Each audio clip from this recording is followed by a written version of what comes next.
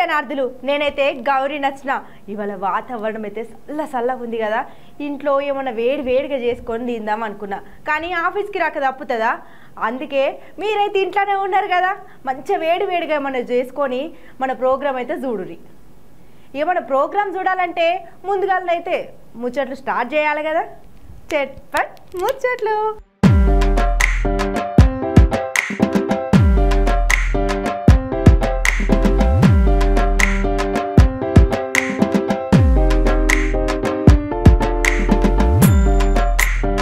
ముందు చూడురి ముఖ్యాంశాలు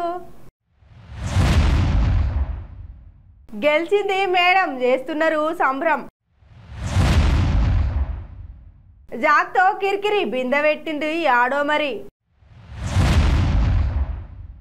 హైదరాబాద్ లో మస్తు వర్షాలు జనాలు పడుతున్నారు కష్టాలు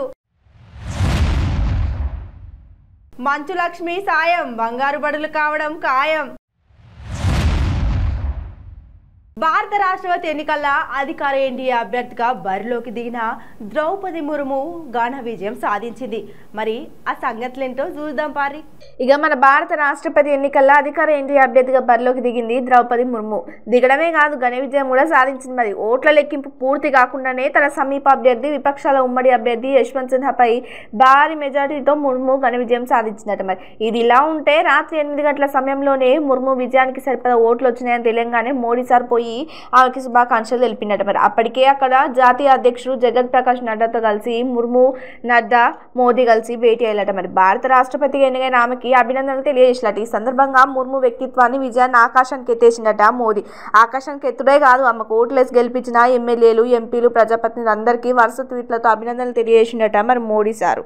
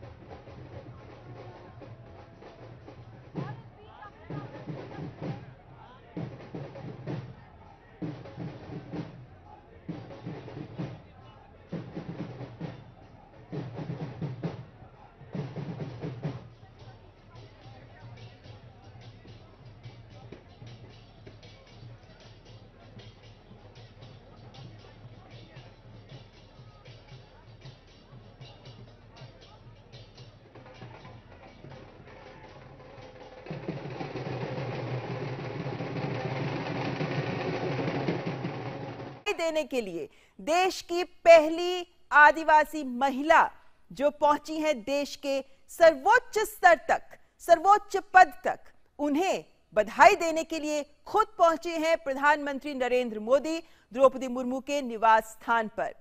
भारतीय जनता पार्टी के साथ जुड़कर द्रौपदी मुर्मू ने जो राजनीतिक सफर शुरू किया था उसको तय करते हुए वो पार्षद से ऊपर उठी, विधायक और उसके बाद राज्यपाल बनी और उसके बाद आज वो राष्ट्रपति पद के लिए चुनी जा चुकी हैं। जीत हो गई है उनकी स्पष्ट और ऐसे में प्रधानमंत्री नरेंद्र मोदी और भाजपा अध्यक्ष जेपी नड्डा इस वक्त यहाँ द्रौपदी मुर्मू के निवास स्थान पर जो उन्हें आवंटित किया गया है प्रधानमंत्री नरेंद्र मोदी पहुंचे हैं उन्हें बधाई देने के लिए। शैलेंद्र, ये हमारे लोकतंत्र की ताकत दिखाता है कि किस तरीके से जमीन पर कार्य करने वाली एक महिला को सर्वोच्च पद मिला और ये पल वाकई अनूठा है। देश के प्रधानमंत्री खुद पहुंचे हैं उन्हें बधाई देने। निश्चित तौर पर बनता और आज एक इतिहास बनता हुआ हम सब देख रहे हैं। आज एक इतिहास का गौरवशाली क्षण जब भारतीय लोकतंत्र में एक आदिवासी समाज से आने वाली महिला को सर्वोच्च पद हासिल होने जा रहा है। और हम जानते हैं कि आप सीधी तस्वीरें देख रहे हैं जब प्रधानमंत्री नरेंद्र मोदी पहुंचे हैं बधाई देने के लिए, साथ में बीजेपी के राष्ट्रीय अध्यक्ष जेपी नड्डा है। निश्चित तौर पर ये जो गौरवशाली क्षण है, आज जो गौरवशाली दिन है, पूरी दुनिया को भारत ने दिखाया है कि हमारे लोकतंत्र की जड़ें कितनी गहरी है। हमारा जो सबसे विशाल लोकतंत्र, सबसे पुराना लोकतंत्र, दरअसल वो दुनिया को दिखा रहा है कि किस तरह से यहाँ पर सभी समुदाय, सभी वर्गों के प्रतिनिधित्व का ध्यान रखा जाता है और किस तरह से आदिवासी समाज से आने वाली महिला सर्वोच्च पद तक पहुंचती है। तो निश्चित तौर पर आज का दिन इतिहास में सुनहरे अक्षरों में लिखा जाएगा और हम उस इतिहास बनते हुए दिन देख रहे हैं। देश भर से जो तस्वीरें आ रही हैं वो आह्लादित करने वाली हैं, वो उत्साहित करने वाली हैं। जी शैलेंद्र, यहाँ पर हम दर्शकों को ये भी बताना चाहेंगे कि जब राष्ट्रपति चुनाव के आंकड़े स्पष्ट हुए जिन्होंने ये दिखा दिया कि द्रौपदी मुर्मू ही अगली राष्ट्रपति हैं देश की बन रही हैं, उसके बाद पहली बार इन दृश्यों के माध्यम से द्रौपदी मुर्मू मीडिया के सामने आई हैं जब प्रधानमंत्री नरेंद्र मोदी खुद उन्हें बधाई देने पहुंचे हैं। और जैसा कहा जाता है अभी तक वो बीजेपी की थी, लेकिन अब वो देश की राष्ट्रपति बनने जा रही हैं।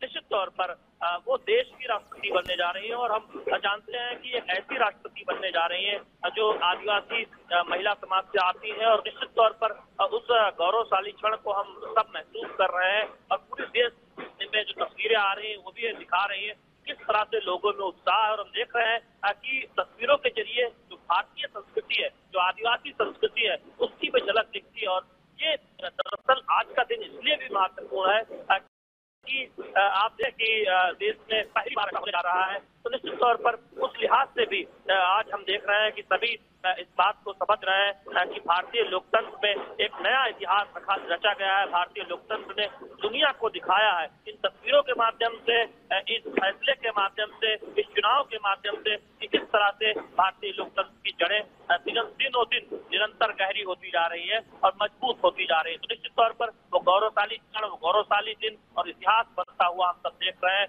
और उस इतिहास में जो तस्वीरें देश भर से आ रही है वो भी ये दिखाती है कि भारतीय समाज में, भारतीय लोकतंत्र में किस तरह से सभी को समाहित करने के, सभी को आगे बढ़ाने के, सभी को उच्च पदों तक ले जाने की क्षमता है और सबका साथ मिलता है, सबका समर्थन मिलता है। और हमने देखा कि न केवल एनडीए उम्मीदवार के तौर पर बल्कि एनडीए सहित तमाम दलों ने खुलकर समर्थन किया द्रौपदी मुर्मू का। और यही ताकत है हमारे लोकतंत्र की और यही ताकत है द्रौपदी मुर्मू जी के व्यक्तित्व की भी। हमारे साथ इस वक्त अशोक टंडन जी जुड़ गए हैं, वरिष्ठ पत्रकार। अशोक जी, देश की अगली राष्ट्रपति हो रही हैं, बन रही हैं द्रौपदी मुर्मू। ऐसे में जिस तरीके से आंकड़े आए हैं और जिस तरीके से सूत्रों के ही लिहाज से, लेकिन जो बातें सामने निकल कर आई हैं कि क्रॉस वोटिंग हुई है, बहुत सारे अन्य दलों के विपक्ष के नेता भी या सांसद भी हैं जिन्होंने द्रौपदी मुर्मू के पक्ष में वोट किया। हम ये कह सकते हैं कि दलगत राजनीति से ऊपर उठकर जिस तरीके का समर्थन द्रौपदी मुर्मू को मिला है वो दिखाता है कि किस तरह की शख्सियत और व्यक्तित्व द्रौपदी मुर्मू का है जिसको आज सब ओर से समर्थन मिल रहा है। देखिए, उनकी जीत तो सुनिश्चित थी जी। इस चुनाव से पहले ये लगभग तय था कि एनडीए के उम्मीदवार द्रौपदी मुर्मू जीतने वाली हैं, द्रौपदी जी। लेकिन ये मुझे बहुत सहज लगा कि यशवंत सिन्हा जी ने उनको बधाई दी है और अपनी हार मान ली। देखिए, यशवंत सिन्हा जी की हार तो उसी दिन सुनिश्चित हो गई थी जिस दिन पश्चिम बंगाल के मुख्यमंत्री ममता बनर्जी ने द्रौपदी मुर्मू के नामांकन पर ये कहा था कि अगर हमें पहले पता होता कि द्रौपदी मुर्मू ही एनडीए के उम्मीदवार होने जा रही हैं तो शायद हम अपना निर्णय बदलते। तो ये जो एक तथ्य सामने आया, इससे एक चीज स्पष्ट हो गई कि विपक्ष ने जो अपनी एकजुटता का प्रमाण देने के लिए यशवंत सिन्हा जी को खड़ा किया था, वो एकजुटता तो तितर बितर हो गई, तहस नहस हो गई। क्योंकि ममता बनर्जी के बयान के बाद लगातार हम देख रहे थे कितने ही क्षेत्रीय दल उनके समर्थन में आते गए और इसी कारण से उनकी जीत और ज्यादा सुनिश्चित हो गई। मेरा मानना है कि उनको పొద్దుగాల వచ్చేటప్పుడు మా జాగాడికి సాయంత్రం కొంచెం లేట్ అవుతుంది, లేవగానే వేడి నీళ్ళు పెట్టుకొని స్నానం చేయరా అని చెప్పొచ్చిన. మరి స్నానం చేసిండో లేదో. ఒరే జాకు, ఏం చేస్తున్నావురా? Hello my dear sweet heart అక్క, ఏమైంది? ఈ తమ్ముడు ఇంతలోనే గుర్తుకు వచ్చాడా? ఇప్పుడే వెళ్ళావు కదా. సరే గాని నీ మీద ప్రేమ పొంగి పొర్లలేదు గాని స్నానం చేసినవా ఇంతకు లేదా? ఎట్లాంటి వాడిని అలవాటే అల్లాదా, ఎట్లాంటి నాకే తడబాద అసలే అంటే. స్నానం చేసినవా అంటే పాటలు పాడతాడేందీడు, యాడ దొరికిండో వీడు నాకు. ఏషాలు వేసింది జాలే గాని స్నానం చేయి ముందు. 2 దినాల నుండి చల్లగుందని స్నానమే చేస్తలేవు. ఒక్కసారి కూడా స్నానం చేయడు కానీ 100 సార్లు సెంటు కొడతాడు. ఒకటే కౌసు వాసన. ఇయ్యాల గిట్లా చేయలేవనుకో ఇంటికి వచ్చి కూడు కూడా పెట్ట. ఓ మై గాడ్, ఈ మట్టి బుర్రకు ఎట్లా చెప్పాలో అర్థం కావట్లేదు. ఎప్పుడే బిందెని ఐరోపా దేశంలో పెట్టొచ్చా? ఓరయ్యో, ఈ పోరడి ఇంట్లో ఒక్క సామాన్ కూడా ఉంచుతలేడు. మొన్ననే చిక్కెంటికలన్నీ అమ్మి బిందె తీసుకున్నా, దాన్ని ఏన్నో పెట్టొచ్చినవేంద్రా నీ నోట్ల మనువడ. ఓ మై గాడ్, ఎవరైనా కొలువు చేసి కొంటారు. అక్క నువ్వేంటి ఇలా ఎంట్రుకలతో కొంటున్నావు? అంటే రోజు వాలిపోతున్న హెయిర్ ని దాచుకొని ఎట్లాంటి కామెడీ చేస్తున్నావా? గవన్నీ కాదు, నా బిందె యాడ పెట్టొచ్చినావు, అస్సలే బంగారం లాంటి బిందెరా. డోంట్ వరీ అక్క, నీ బిందెను ఎవరు ఎత్తుకోపోర్లే. నువ్వే చెప్పావు కదా వేడి నీళ్ళు పెట్టుకోమని, అందుకనే పెట్టాను. ఇక చూడు, జాడ్ కట్ట పట్టుకొని ఇయర్ మయ్యర కొడతా. మన ఇంట్లో గ్యాస్ ఉంది కదా, బిందె తీసుకో. నువ్వు పెట్టొచ్చినావు, గ్యాస్ మీద పెడితే సరిపోయేది కదా. పోయిన బిందె తీసుకురా ఫస్ట్. ఓ కూల్ డౌన్, ఎందుకు గ్యాస్ వేస్ట్ చేయడం? అక్కడ పెడితే వేడి నీళ్ళు అవుతాయి కదా. గదెట్లా? ఆడ కూడా గ్యాస్ మీద పెట్టాలి కదా, లేదా కట్టెల పొయ్యి మీద పెట్టొచ్చినావా ఏంది? ఓ షట్, నీకు ఎన్నిసార్లు చెప్పినా అర్థం కాదు అక్క. ఒరే, ముచ్చట చెప్పకుండా అర్థం కాదు అంటే ఎట్లరా? అర్థం చేసుకునేది అసలే ముచ్చట చెప్పు. ఐరోపా దేశంలో ఎండలు మండిపోతున్నాయి. పబ్లిక్లు బయటికి వస్తే చాలు ఆమ్లెట్ మండిపోయినట్లు, చికెన్ ఫ్రై అయినట్లు మాడిపోతున్నారంట. ఐరోపా దేశాలంటే వాతావరణం చల్లగా ఉంటుంది కదరా, మరి గిట్లెట్లా అయినట్టు? మొన్న మన దగ్గర సూర్యుడు కనబడతలేడని చెప్తే నమ్మలేదు తమ్మి. నేనంటే ఇది నిజమేనన్నమాట. మన సూర్యుడికి ఇట్లా అటు పోయిండా ఏంది తమ్మి? ఓ క్లాలీఫ్లవర్ పనికిరాని టవర్, ఆ సోదంతా కాదు. అక్కడ ఆ కంపెనీలని ఈ కంపెనీలని ఉన్న ఫారెస్ట్లన్నింటినీ నరుక్కుంటూ పోవడంతో ఉష్ణోగ్రత పెరిగింది. వేడితో పబ్లిక్ అల్లకల్లోలం అవుతున్నారు. ఇక చూస్తే ప్రతి చోట నీళ్లు ఏర్పాటు చేసిన పబ్లిక్ ఆ వేడి తట్టుకోలేకపోతున్నారు. గట్లనే తమ్మి, చాలా భయంకరమైన పరిస్థితి అయినట్టుందిగా. అట్లయితే మన దగ్గర కూడా ఏడాది ఎండలు కూడా మండిపోతున్నాయి కదా తమ్మి. గందుకునే మీరు కూడా చెట్లని పెంచడం చేస్తే మీరు కూడా బాగుపడతారు. హరితహారం అనే నామమే కాకుండా నిజమైన హరితహారం కావాలి. అవును తమ్మి, మనం కూడా జాగ్రత్త పడాలి. సరే గాని నా బిందె తీసుకొని స్నానం చేయి. ఓకే అక్క, సరే బాయ్. మా తమ్ముడు చెప్పినట్టే మనం చెట్లను పెంచుతాం, అడవిని కాపాడదాం. ఇక మనం ముచ్చట్లయితే చూద్దాం పారి. ఇక ఈ రోజు హైదరాబాద్ లో వాన కురిసింది, మరి ఆడ ఏమైందో చూద్దాం పారి. ఇక వర్షాలు పోయినాయి, ఎండలు వస్తున్నాయి అని మొన్న నిన్న అనుకున్నా రేపు ఏడవైనా నేను ఇంకా పోయేది అనుకుంటా. వర్షాలు మళ్ళీ కురుస్తూనే ఉన్నాయి. ఇక హైదరాబాద్ లో అయితే జోరు వర్షం కురుస్తుంది. శుక్రవారం తెల్లవారుజామున చిరుజల్లులతో చిన్న చినుకులతో మొదలై, సరే చిరుజల్లులే కదా పోతాయేమో అనుకున్నాను, కానీ అదే అధికమైంది. హైదరాబాద్ లో లంగర్ హౌస్ లా, గోల్కొండ, కార్వాన్, అమీర్పేట, పంజాగుట్ట, ఖైరతాబాద్, బాంజరా హిల్స్, సికింద్రాబాద్ స్టేషన్లలో అయితే భారీ వర్షం కురిసిందట. ఇక వర్షపాతం ఎక్కువగానే నమోదైందట.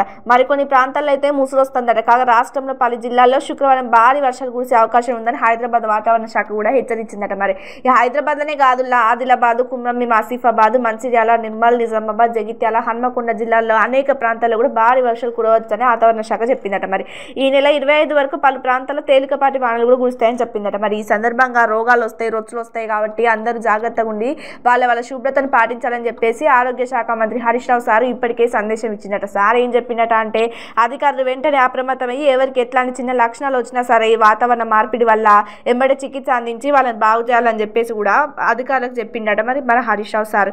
ఇక సరే ఉల్లా ఏదేమైనా సరే ఈ వర్షాకాలం కాబట్టి జాగ్రత్తగా ఉండడే మంచిది.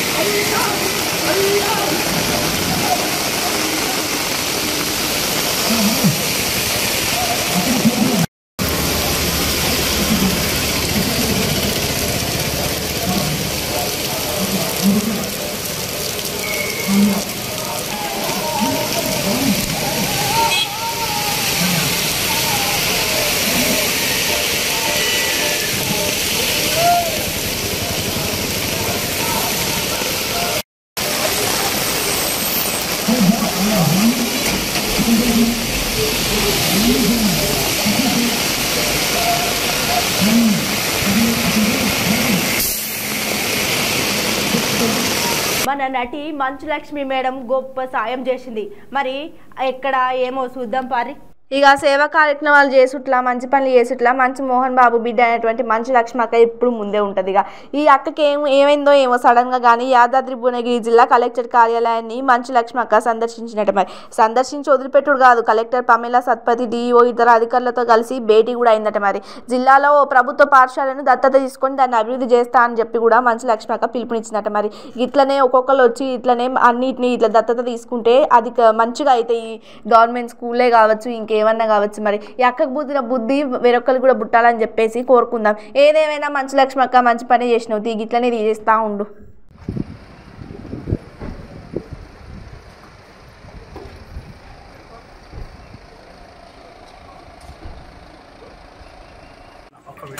We asked them to give us a bag of different variety of seeds and every Zilla Parishad high schools, Kasturba Gandhi Vidyalayas, especially the Anganwadis, we have started kitchen garden and children also are encouraged to participate. It's not like child labor because these days there are a lot of hula around. My daughter says that. She says, hey, that's true. So now we are trying to like treat this thing as a nature therapy for children and also it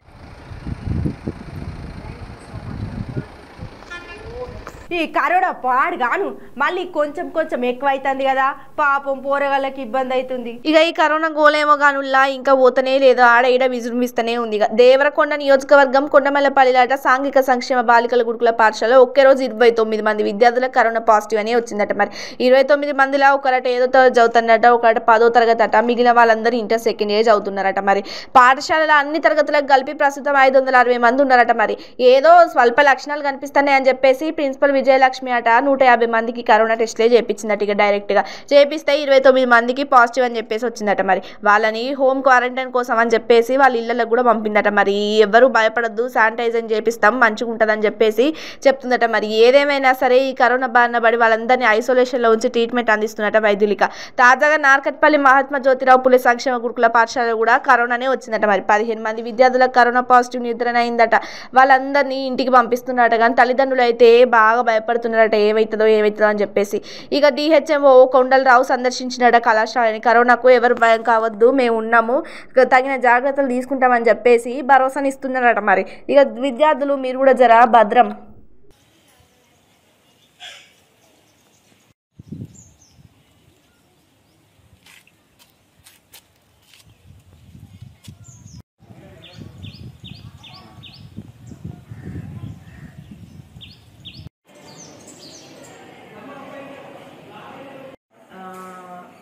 school Kondamallapalli దేవరకొండలో ఉంది. మా పిల్లలు మొన్న ఒక 4 సిక్కు కావడం వల్ల పిహెచ్సికి తీసుకుపోవడం జరిగింది. ఆ పిహెచ్సిలో మామూలు కోల్డ్ ఫీవర్ పిల్లల్ని తీసుకుపోయాం, కొంచెం ఎక్కువ నలతగా ఉంటే. అందులో 2 మామూలు ఫీవర్స్ ఉన్నారు, 2కి మాత్రం కరోనా పాజిటివ్ వచ్చింది.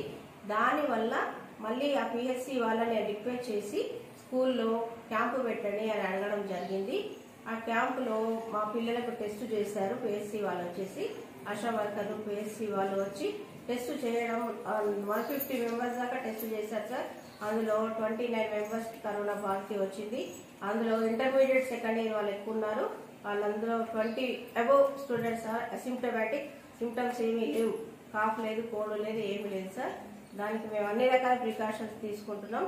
పిల్లల్ని ఇంటికి పంపించడం జరిగింది, వాళ్ళ పేరెంట్స్ తీసుకెళ్లారు.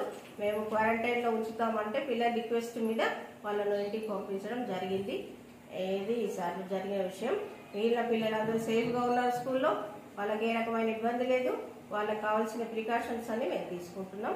పిల్లలు జాగ్రత్తగా ఉన్నారు సార్, అది మా బాధ్యత. పిల్లల్ని మంచిగా చూసుకుంటాం. Thank you sir. మొత్తము ఇమ్మీడియట్గా శానిటైజ్ చేయడం జరిగిందండి. మళ్ళీ ఈరోజు కూడా క్యాంపు నిర్వహించడం జరిగింది.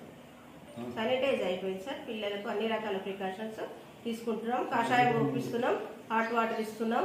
పిల్లలకు కావాల్సినటువంటి అన్ని రకాల జాగ్రత్తలు మీ దగ్గర ఉండి తీసుకుంటున్నాం. పిల్లలకు ఎవరికి ఇబ్బంది లేదు. ఇక్కడ ఉన్నటువంటి వాళ్ళలో ప్రజెంట్ అయితే కరోనా ఎవరు లేరు పిల్లలు. థ్యాంక్ యూ అండి. పొలంలో హెలికాప్టర్ దిగితే ఎట్లుంటుందో తెలుసా? ఇట్లుంటుంది. ఇక హెలికాప్టర్లు ఏరోప్లేన్లు ఎక్కడ ల్యాండ్ అయితే ఇలా మనకు అందరికీ తెలిసినట్టుగానే అయితే ఎయిర్పోర్ట్లో ల్యాండ్ అయితే కానీ శ్రీ సత్యసాయి జిల్లాలో ప్రైవేట్ భూమిలో హెలికాప్టర్ అయితే ల్యాండ్ అయిందట. మరి పెనుగొండ సమీపంలోని ఎర్రమంచిలో జాతీయ రహదారి పక్కన హెలికాప్టర్ ల్యాండ్ అయిందట. విషయం తెలుసుకుని హెలికాప్టర్ని చూడడానికి మన జనాలు ఆగుతారా ఊరుకుతూనే ఉన్నారట, మేము హెలికాప్టర్ని చూసి వస్తామని చెప్పేసి. ఇక భారీగా అక్కడ జనాలు అయితే గుమ్మగుండారు. ఉన్నట్టుండి హెలికాప్టర్ ల్యాండ్ అవుడైంది ఏమైనా ఎయిర్పోర్ట్ అని చెప్పేసి పోలీసు కూడా కంగారు పడ్డారట. మరి స్థానిక Kia industrial area police station SI Venkataramana అక్కడికి చేరుకున్నాడట. వివరాలు అడిగి తెలుసుకున్నాడట. అసలు ఏమైంది, హెలికాప్టర్ ఇక్కడ అనుమతి లేకుండా ఎందుకు ల్యాండ్ అయిందని చెప్పేసి ఆరాధించినట. మరి అప్పుడు వాళ్ళకి తెలిసిన విషయం ఏంటంట అంటే టేఫే ట్రాక్టర్స్ చైర్మన్ మల్లికా శ్రీనివాసన్ ఆ హెలికాప్టర్లో వచ్చినట్టు తెలుసుకున్నట. మరి కియా కార్ల పరిశ్రమ సమీపంలో ఎర్రమంచి పొలంలో ట్రాక్టర్ సంస్థ ఏర్పాటుకు మల్లికా శ్రీనివాసన్ స్థల పరిశీలన చేయడానికి ఆ హెలికాప్టర్లో వచ్చిందట. మరి అందుకే రోడ్డు పక్కన హెలికాప్టర్ ల్యాండ్ అయితే మరి ఆ హెలికాప్టర్ చూడడానికి అయితే జనం అయితే గుంపులు అరగంట పాటు జాతీయ రహదారిపై ట్రాఫిక్ అయితే అయిపోయిందట. మరి తర్వాత పోలీసులు అందరినీ సర్ది చెప్పి పంపించిల్లట. మరి ఇక మన జనాలు జరిగింది ఒకటైతే ఈ జనాలంతా కలిపి ఇంకోటి చేస్తారు మనోళ్ళు ఇంతే. ఇక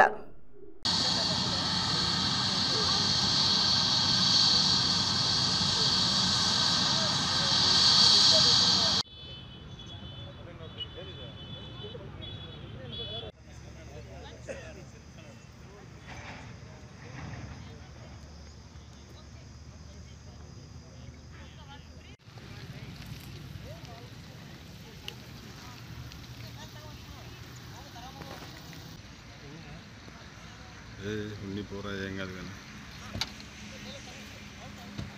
intimation we have to give intimation కాదు సార్. ఇప్పుడు ఏమైంది నువ్వు నాకు లెటర్ కొడతావు సార్, నాకు పర్మిషన్ ఇవ్వండి, నేను అక్నాలజ్మెంట్ ఇస్తాను.